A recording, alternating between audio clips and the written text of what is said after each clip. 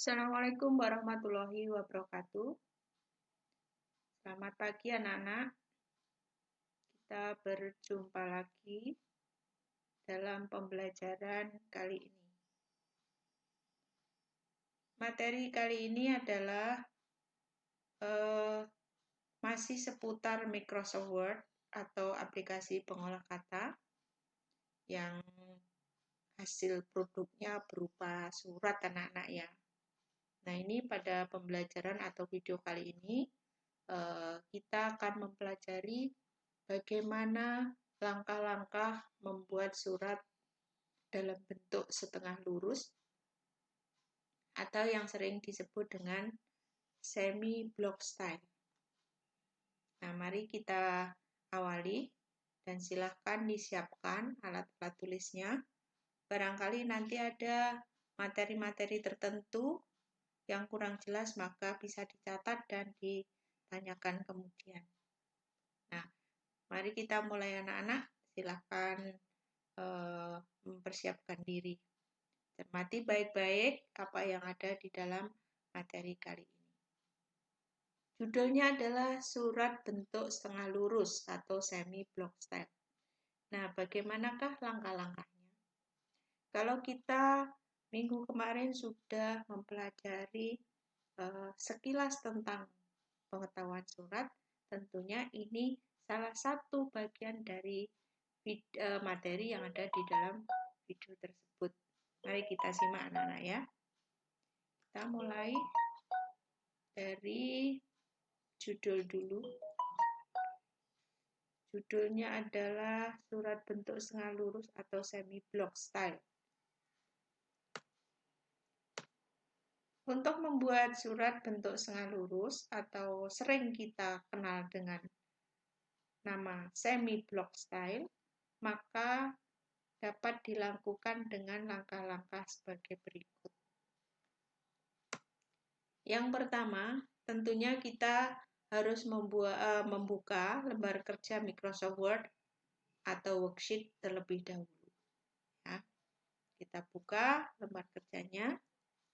Kemudian tentunya kita juga harus tetap mengatur page layout atau page setup-nya. Di mana dalam pengaturan page layout itu yang harus diatur adalah batas atau margin. Margin ini ada margin atas atau top, ada margin bawah atau bottom, ada margin kiri atau batas kiri itu adalah left margin, dan batas kanan atau right margin. Nah, ini tentunya harus diatur ukurannya berapa senti itu sesuai dengan kebutuhan. Kemudian yang harus diatur lagi adalah orientasi atau orientation. Artinya surat itu harus dibuat dalam orientasi tegak atau mendatar. Tentunya karena ini surat, maka kita harus atur orientasinya adalah tegak. Kemudian yang harus kita atur lagi adalah ukuran kertas atau paper size-nya. Ukuran kertasnya kita tentunya pilih yang ukuran A4. Dan jangan lupa untuk selalu menstandarkan atau membakukan dari lembar kerja Microsoft Word tersebut. Supaya nanti apabila kita memerlukan pengaturan-pengaturan selanjutnya, maka akan dengan mudah kita lakukan. Jadi, lembar kerjanya dibakukan atau di default. Seperti yang sudah pernah Ibu sampaikan, default itu untuk mengatur spacing before dan after, kemudian juga line spacing-nya. Tentunya disesuaikan untuk spacing before after-nya adalah 0 dan line spacing-nya adalah single. Itu jangan lupa anak-anak. Selalu Ibu ingatkan karena pengalaman-pengalaman yang lalu berkali-kali Ibu sampaikan, tapi berkali-kali juga anak masih lupa melakukannya. Jadi tolong setiap membuka lembar kerja baru, maka aturlah page layout, page setup, dan tentunya bakukan lembar kerjanya. Oke, kita anak-anak ya. Kemudian setelah itu, ketiklah kepala surat atau kop surat, atau sering disebut dengan head of the letter.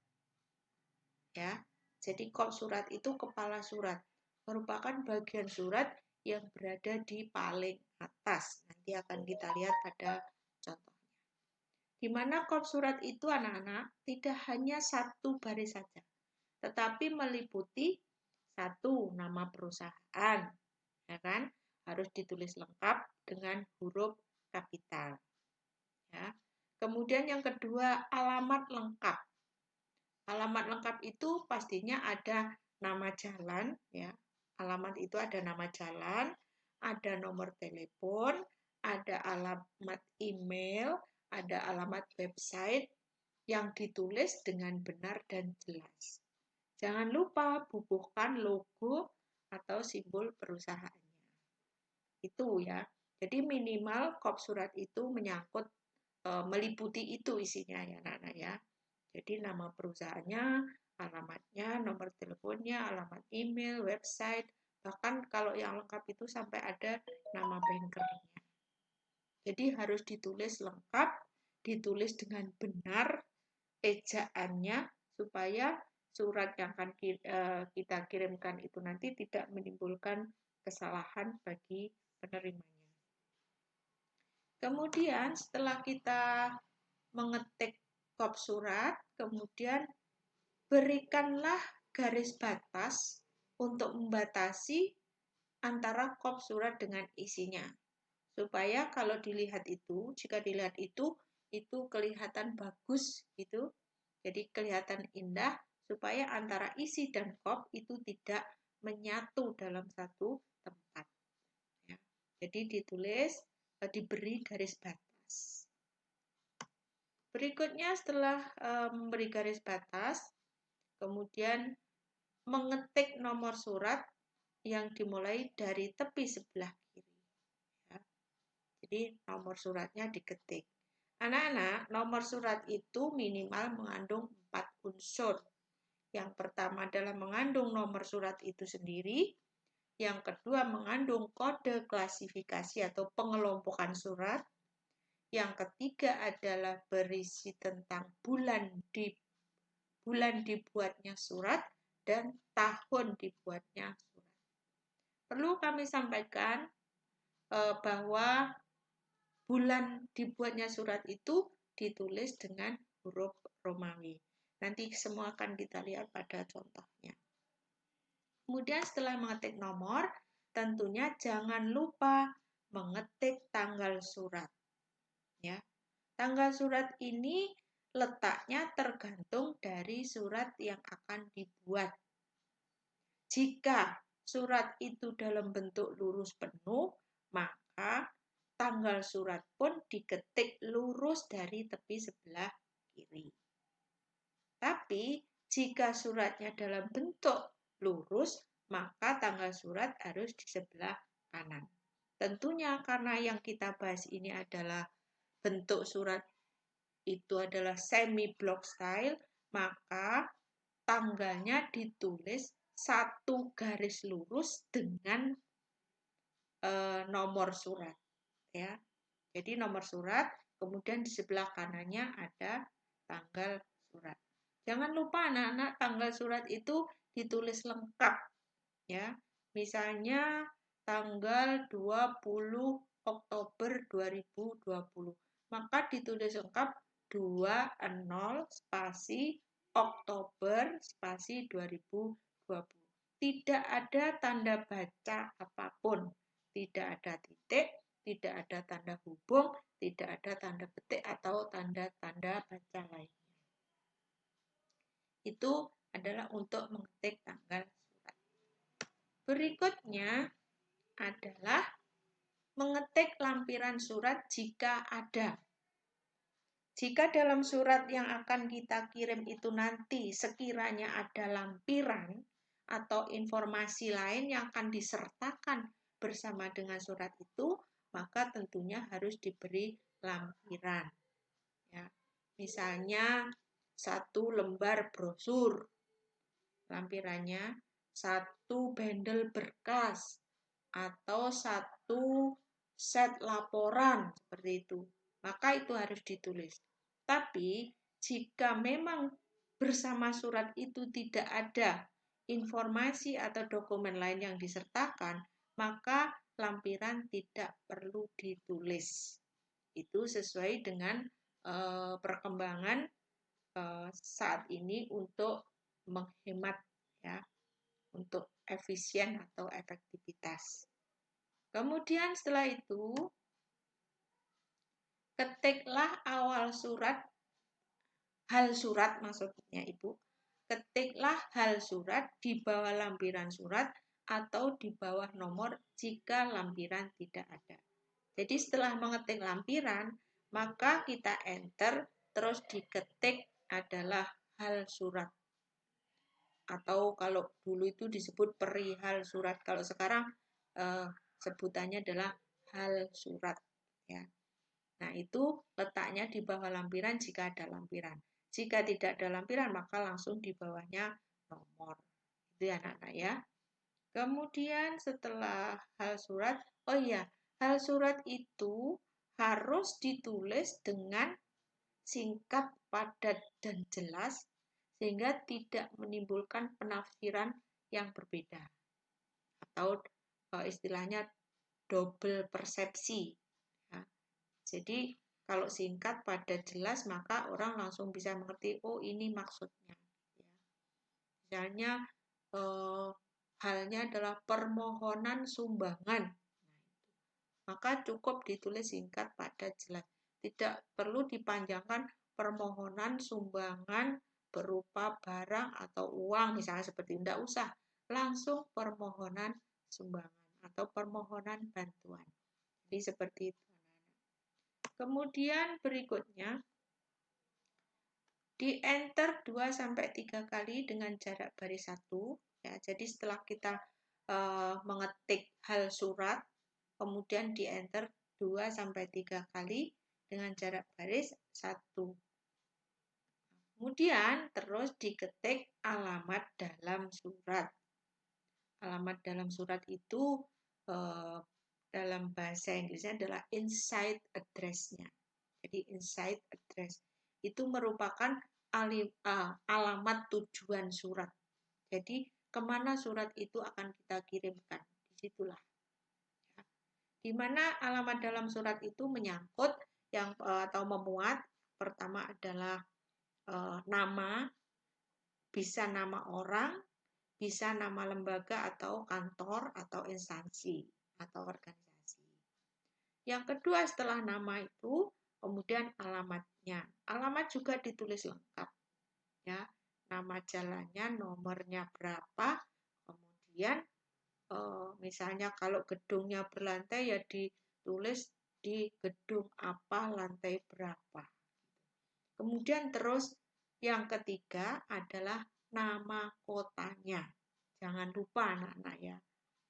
Sering kita melihat anak-anak menyebutkan alamat tapi tidak jelas. Misalnya Jalan Panglima Sudirman. Jalan Panglima Sudirman kota mana? Karena di tiap-tiap kota itu ada nama Jalan Panglima Sudirman. Oleh karena itu nama kotanya harus dicantumkan. Misalnya Panglima Sudirman Banyuwangi, atau Surabaya, atau Sidoarjo, atau Jakarta. Itu semua ada. Oleh karena itu harus dicantumkan nama kotanya.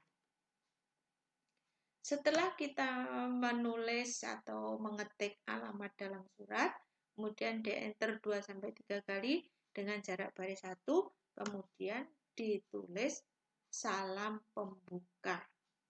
Salam pembuka itu ibaratnya orang kalau bertamu itu, kalau masih di luar rumah kan mengucapkan salam anak-anak ya. Assalamualaikum. Atau karena ini surat ya bisa juga assalamualaikum, bisa juga dengan hormat seperti itu. Tergantung dari suratnya itu termasuk surat apa. apa itu surat resmi, apa itu surat dinas, apa itu surat niaga, apa itu surat sosial atau surat pribadi, itu tergantung. Jadi salamnya menyesuaikan dari surat tersebut. Kemudian setelah menulis salam pembuka, masuk ke alinea pembuka surat. Nah, karena ini bentuk suratnya adalah semi-block style, maka pada saat kita mengetik alinea pembuka surat, maka di awal paragraf masuk 5 karakter atau 1 kali tab. Ini kalau di keyboard itu ada tulisan tab, itu ditekan maka alinea itu akan menjorok ke dalam 5 karakter. Jadi ini ini alinea pembuka dalam surat. Kemudian setelah itu mengetik alinea isi surat atau inti surat yang sebenarnya.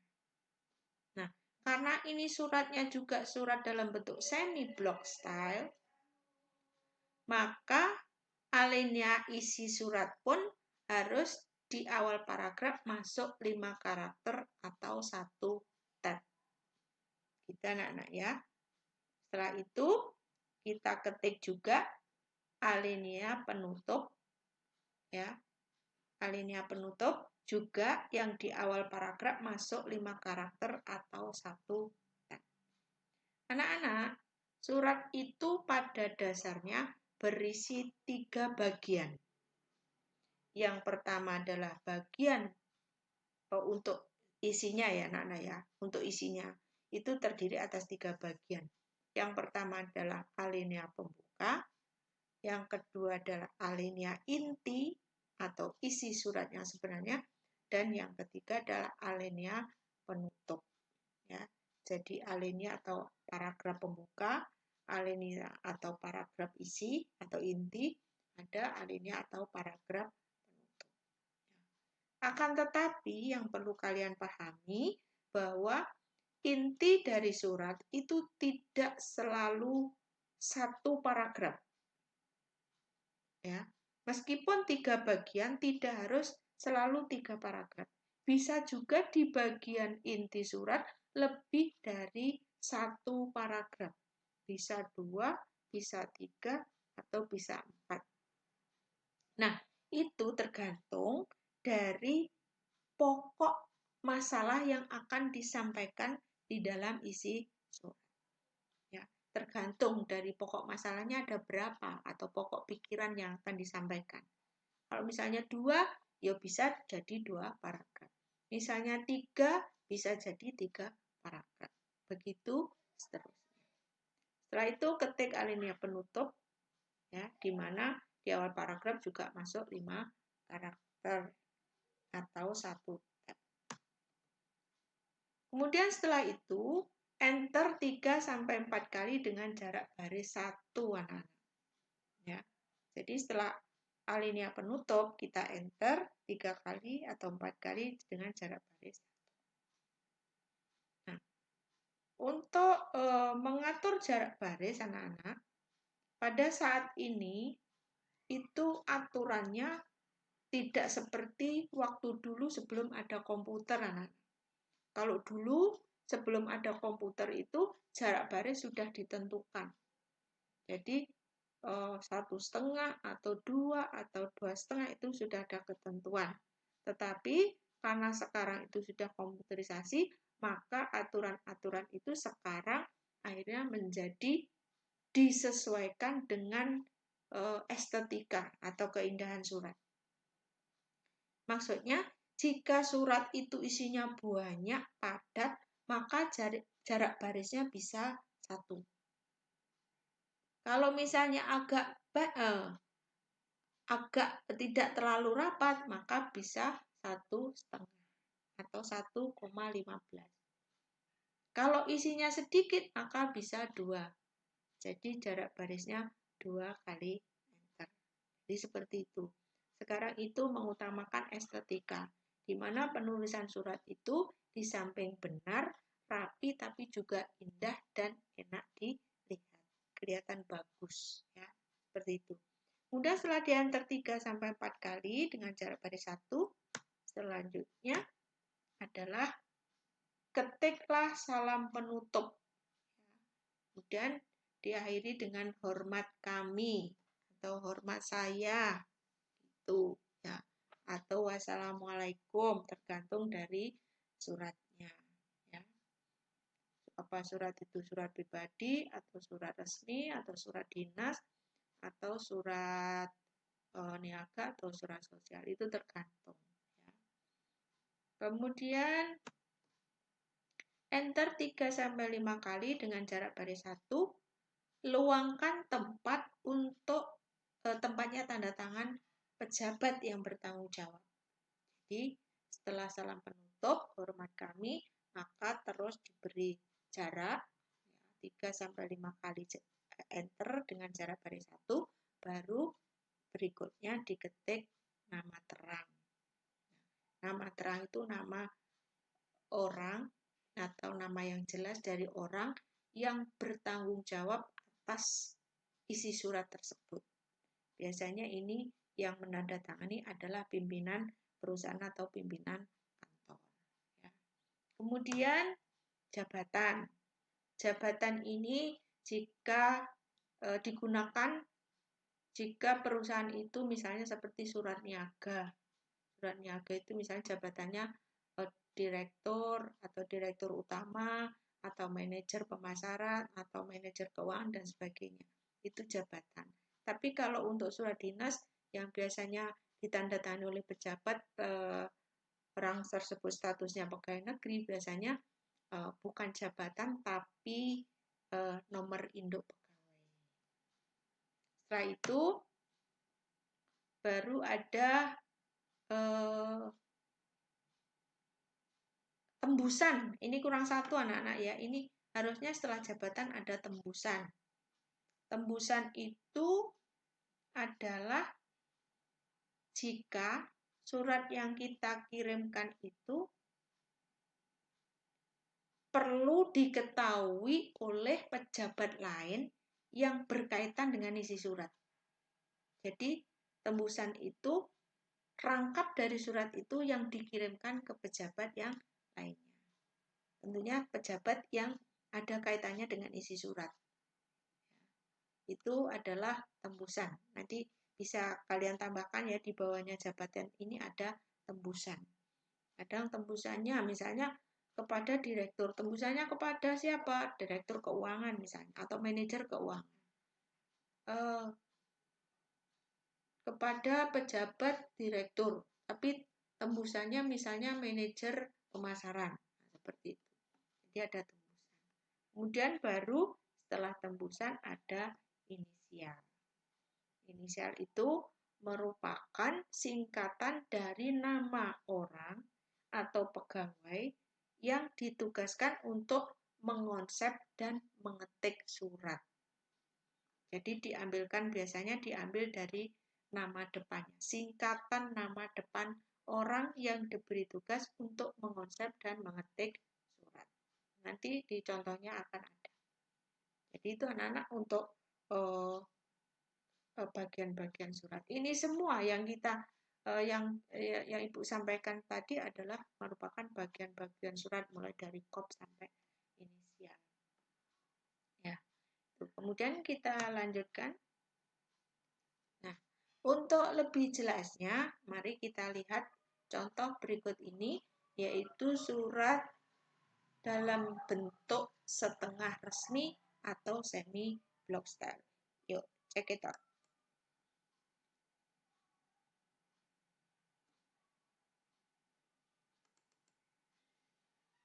Kok lama.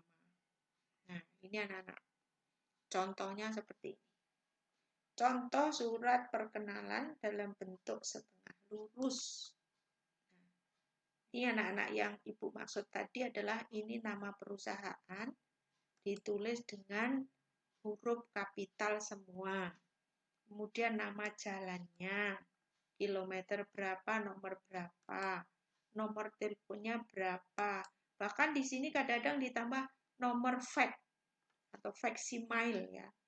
Kemudian juga alamat email, kemudian alamat website. Karena zaman sekarang itu semua serba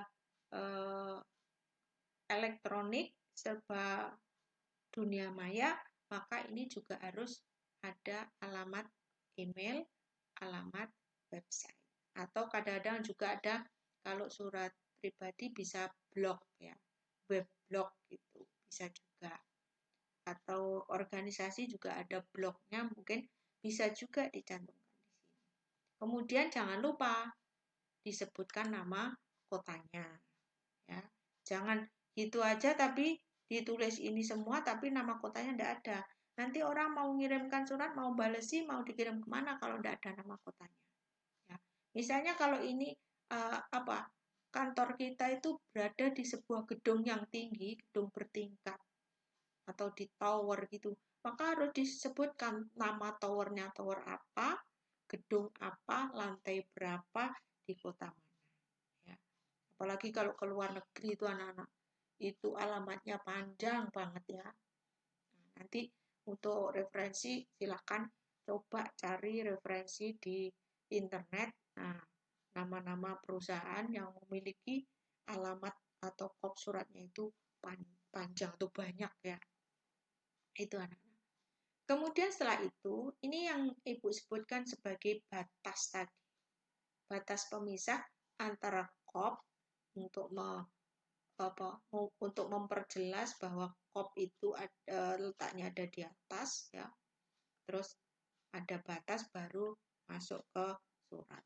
Nah, ini tadi Ibu lupa menyebutkan logo anak-anak ya. Logo ini juga harus ada. Namanya perusahaan pada umumnya selalu memiliki logo atau simbol ya. Ini seperti sekolah kita punya simbol juga. Ada di sini simbolnya SMK Negeri, di sini simbolnya Provinsi Jawa Timur.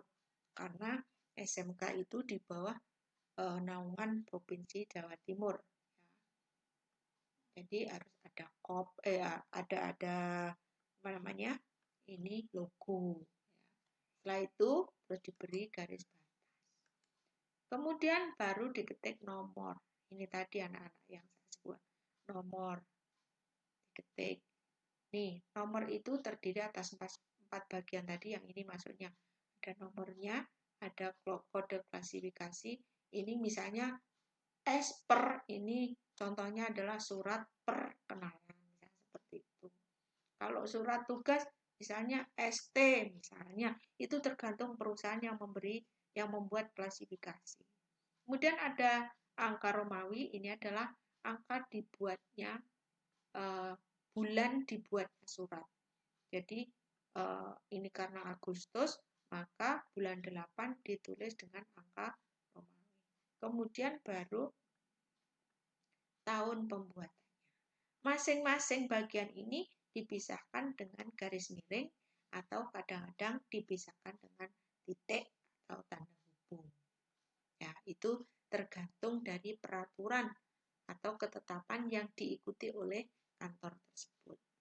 Kemudian di enter satu kali adalah lampiran. Ini yang saya sebutkan tadi. Lampiran ini anak-anak, jika memang ada yang akan dilampirkan, silakan diisi. Misalnya 1 lembar. Misalnya 1 lembar, hurufnya kecil ya. 1 lembar brosur misalnya. Nah, ditulis gitu. Atau 1 set berkas. 1 set berkas misalnya gitu. Bisa. Tapi jika tidak ada, kalau dulu itu hanya diisi tanda hubung gini anak-anak. Tapi sesuai dengan perkembangan yang baru, itu jika memang tidak ada lampiran ini dihilangkan saja. Jadi tulisan lampiran itu dihilangkan sehingga setelah nomor kemudian tanggal baru lampirannya tidak ada. Kemudian ini tanggalnya tadi anak-anak. Tanggalnya tadi karena ini suratnya bentuk setengah lurus, maka tanggalnya ada di sebelah kanan. Nah, ini untuk mengetik tanggal ini itu dari tengah itu masuk 5 karakter. Ya, dari tengah ini. Ini kan berapa cm gitu. Jadi tengahnya berapa, kemudian masuk 5. Tanggal ditulis lengkap. Misalnya ini 22 Agustus 2019. Maka tidak boleh ada disingkat-singkat atau diberi tanda hubung. Misalnya seperti ini, tidak boleh anak-anak ya. Disingkat juga tidak boleh, 2808-2019 tidak boleh. Pokoknya harus ditulis lengkap tanpa tanda baca apapun. Itu anak. Setelah itu, kemudian hal surat atau pokok surat ya, atau subjek. Ini jadi halnya apa anak-anak ini? Ini halnya adalah perkenalan produk. Ya. Ini ditulis secara singkat, padat, dan jelas. Tidak usah panjang-panjang atau lebar, tapi cukup 2 atau 3 kata atau 4. Yang penting begitu dibaca, orang langsung bisa paham maksudnya apa. Setelah itu kemudian di-enter, 3 kali enter, jarak baris 1, kemudian baru ini. Yang terhormat pemilik toko Asa Arta Merana, misalnya seperti itu. Anak-anak, satu hal yang perlu Ibu sampaikan, kalau tadi di atas sini, kop surat kan harus ditulis dengan huruf kapital semua. Nah, kalau sudah masuk di dalam surat, ya misalnya di sini, atau di sini, atau di bawah sini, maka tidak lagi ditulis dengan huruf kapital semua, tapi cukup huruf depannya saja dari nama toko itu yang ditulis dengan huruf kapital. Misalnya pemilik toko, T-nya yang besar, Asa, A-nya yang besar, Arta, A-nya yang besar, dan Merana. Seperti ini. Ya. Jadi tidak seperti pada saat menulis di kop yang harus huruf kapital semua. Tapi di sini hanya depannya, hanya huruf depannya dari nama perusahaan atau kantor tersebut. Kemudian jalannya ditulis lengkap, misalnya ini Jalan Indrapura nomor 58, kotanya Surabaya. Jika ini masih ada alamat-alamat seperti ini, juga dituliskan secara lengkap.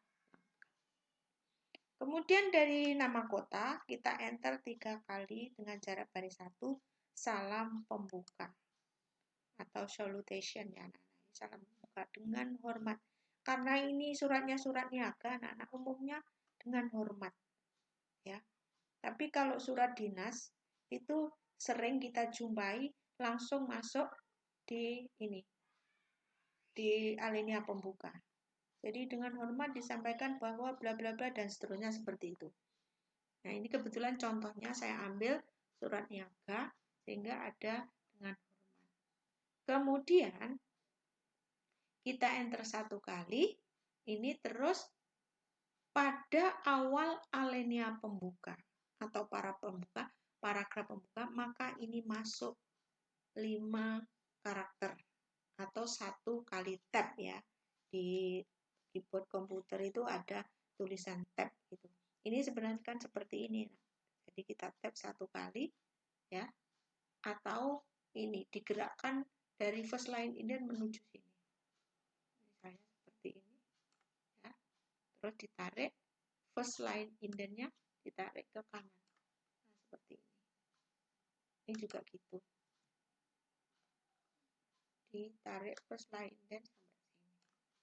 Nah, itu anak-anak.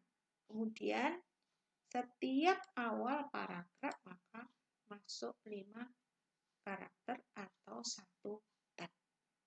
Nah ini, jadi salam pembuka, ini alinea atau paragraf pembuka, mulai dari sini sampai sini. Ya. Kemudian terus masuk ke alinea inti surat ini sampai sini. Jadi ini adalah inti suratnya ada di sini.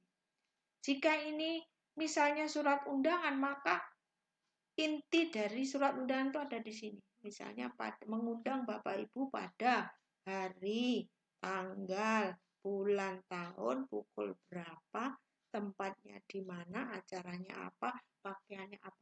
Nah, itu berarti ada di area sini. Jadi ini merupakan alinea inti atau alinea isi surat yang sesungguhnya. Kalau yang ini istilahnya kan masih pembuka ya, anak-anak ya. Pembuka sekaligus sebagai tata keramanya kalau orang mau berkirim surat itu ada kalimat-kalimat pembuka supaya surat itu terkesan sopan dan sangat menghormati orang yang dikirimi surat. Kemudian baru menginjak ke isinya. Jadi di sini yang Ibu sebutkan di awal tadi bahwa inti dari surat itu tidak selalu satu paragraf. Bisa 2, bisa 3, atau bisa 4 atau lebih. Tergantung dari sedikit banyaknya pokok masalah yang akan disampaikan di dalam isi surat. Jadi makanya tadi Ibu sebutkan bahwa tidak selalu 3 paragraf ya, tapi selalu 3 bagian. Bagian pembuka, bagian inti, dan bagian penutup. Nah, gitu anak-anak. Jangan sampai salah memahami ya. Kemudian setelah itu inti suratnya kebetulan ini 1 paragraf karena intinya hanya 1. Memperkenalkan produk baru yang pertama kali di Indonesia yang canggih dan modern gitu. Intinya seperti itu kalau ini ya. Jadi tidak ada hal-hal lain. Kemudian setelah itu baru alinea penutup atau paragraf penutup. Biasanya anak-anak ini yang paragraf penutup itu setidaknya biasanya ada 3 poin yang isinya ada 3 poin penting. Yang pertama adalah ucapan terima kasih. Ya. Yang kedua, permohonan maaf jika memang ada. Atau ada atau tidak ada. Itu hanya untuk sebagai etika atau sopan santun. Dan yang ketiga, mungkin harapan-harapannya ke depan dengan kita mengirim surat itu apa. Nah, kalau di sini harapannya menjadi partner bisnis, kemudian terima kasih. Mungkin ini ada kurang tentang permohonan maaf. Jadi misalnya di sisi ditambah lagi, mohon maaf jika ada hal-hal yang kurang berkenan dan kami sampaikan terima kasih atau kami ucapkan terima kasih seperti itu. Kemudian ini setelah titik kita enter 2 sampai 3 kali. Kemudian baru salam penutup. Ini salam penutupnya, hormat kami. Ini berikan space atau ruang kosong yang nanti akan digunakan untuk tanda tangan penanggung jawab surat. Terus namanya siapa, ditulis lengkap bersama dengan gelarnya. Misalnya di sini ada gelarnya Magister Manajemen misalnya gitu, MM boleh. Kemudian setelah itu di enter 1 kali jabatannya. Kalau surat dinas anak-anak, biasanya ini di sini adalah nomor induk pegawai. Terus di sini tidak ada hormat kami, langsung jabatan. Itu kalau di surat dinas. Umumnya seperti itu. Karena ini surat niaga, jadi seperti itu. Kemudian ada marketing manager adalah jabatan dari ini, pejabat Hendriatmoko MM. Ini jabatannya adalah marketing manager atau manajer pemasaran. Kemudian di enter 1 kali, terus ada tembusan jika ada tembusan. Jika memang tidak ada, ini juga tidak perlu ditulis, juga tidak apa-apa. Kemudian terus yang terakhir adalah inisial. Ini tadi adalah singkatan dari nama orang yang diberi tugas untuk mengonsep dan mengetik surat. Kenapa anak-anak kok harus ada inisial? Karena jika ada kesalahan dalam pengetikan dan pengonsepan surat, maka orang inilah yang harus bertanggung jawab untuk memperbaikinya. Nah, sementara untuk yang bertanggung jawab penuh atas seluruh isi surat, itu adalah pejabat yang di sini. Jadi ini adalah penanggung jawab suratnya. Ya. Jadi kalau misalnya surat itu menimbulkan masalah, maka yang berhak dan berwenang untuk menyelesaikan adalah orang ini. Tapi jika ada kesalahan pengetikan, maka orang yang ada di sini. Pengetikan dan pengonsepan. Nah, itu anak-anak yang perlu Ibu sampaikan untuk kali ini. Nah, anak-anak yang membedakan antara surat bentuk lurus dengan setengah lurus itu sebenarnya di sini ini ya. Kalau lurus ini adalah dari tepi semuanya, ya. Ini dari tepi sini, ini dari tepi sini. Tetapi tanggal dan penanggung jawab surat ada di sebelah kanan. Nah, kalau semi, maka tiap-tiap paragraf masuk 5 karakter atau 1 tab. Nah, gimana anak-anak? Sudah bisa dipahami apa belum nih? Harapan Ibu ini bisa jelas sejelas-jelasnya. Tapi jika belum jelas, silakan ditulis ya. Kemudian nanti bisa ditanyakan lewat WA atau lewat di mana materi ini Ibu unggah, gitu ya. Saya kira itu anak-anak cukup sekian untuk video pembelajaran kali ini, yaitu tentang langkah-langkah untuk membuat surat dalam bentuk setengah lurus. Ada kurang lebihnya mohon maaf. Nanti jika ada hal-hal yang salah, maka akan kami betulkan kemudian. Monggo dikritisi, dilihat, dianalisis. Jika ada yang salah, mohon disampaikan kepada Ibu. Gitu ya anaknya. Karena tak ada gading yang tak retak. Tidak semua apa yang disampaikan oleh Bapak Ibu Guru adalah yang paling benar, tetapi kadang-kadang juga ada kesalahan-kesalahannya. Terima kasih anak-anak atas perhatiannya. Semoga ini bisa menambah lebih banyak lagi pengetahuan kalian tentang surat. Kemudian sekaligus bagaimana cara atau langkah-langkahnya untuk membuat surat yang baik dan benar. Nomor 1, surat itu harus benar. Nomor 2 itu harus baik, rapi, dan nomor 3 itu adalah indah. Untuk proses pembuatannya adalah tepat. Ciri khas orang perkantoran atau akuntansi atau orang bisnis manajemen adalah kerja benar, kerja rapi, kerja cepat, dan kerja indah. Yaitu 4 hal kunci pokoknya. Mudah-mudahan nanti kalian bisa mempraktekannya dengan baik. Setelah ini akan ada tugasnya. Ya, terima kasih. Selamat belajar, selamat mencoba, selamat mempraktekkan. Semoga kalian bisa menerapkannya. Assalamualaikum warahmatullahi wabarakatuh.